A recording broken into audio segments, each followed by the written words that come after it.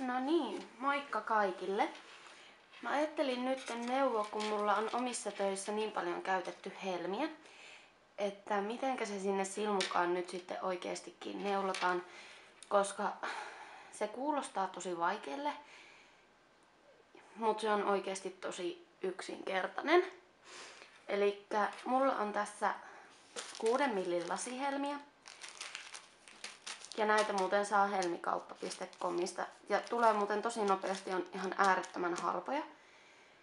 Ja sitten on tämmöstä, mä sanon aina vahvaa ompelulankaa, mutta mä luulen, että tällä on joku oma tarkoitus, mihinkä tätä käytetään. Ja lisäksi vielä oma nimikin. Mutta en kyllä yhtään tiedä, että mikä. Mä oon neulonut tänne jo valmiiksi 2 oikein, 1 helmisilmukan ja 2 oikein. Eli tää helmen neulominen on oikeasti tosi yksinkertaista. Eli otetaan tää lanka. Näin. Ja sen jälkeen neulotaan tämä lanka tähän silmukkaan. Tai silmukka tähän langalle. Itse asiassa varmaan niin päin meneekin. Ja otetaan se pois tuolta oikealta puikolta.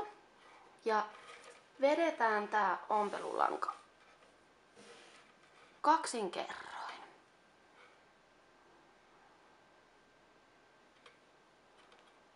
Näin.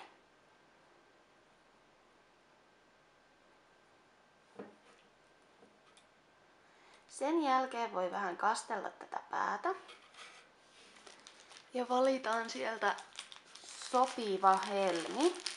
Kannattaa aina vähän katsoa, vaikka nämä on kaikki 6 millin helmiä, niin täällä sisällä saattaa olla pintaväriä.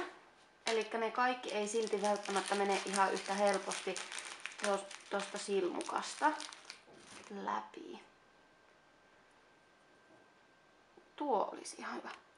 Ja sitten pujotetaan tää helmi.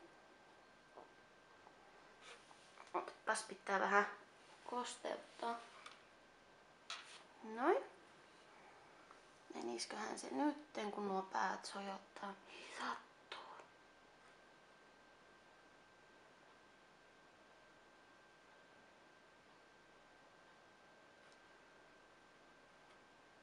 Elikkä noin. Ja nytten se helmi on täällä narussa.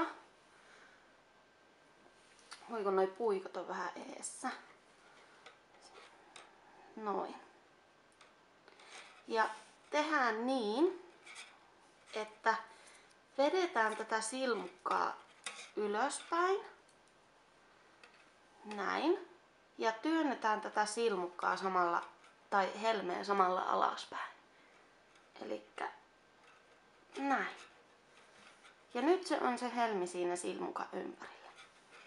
Sen jälkeen siirretään se tänne vasemmalle puikolle.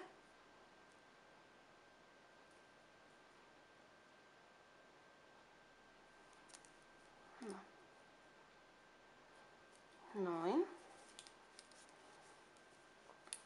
Ja nyt kun se on täällä, niin tämän ompelulangan voi ottaa pois.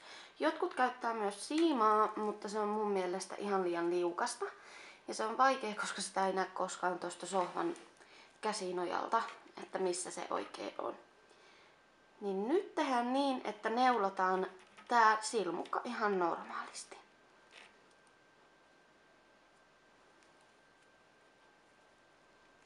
Noin.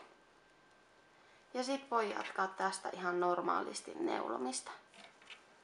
Ja se helmi jää sinne. Helppoa vai miten?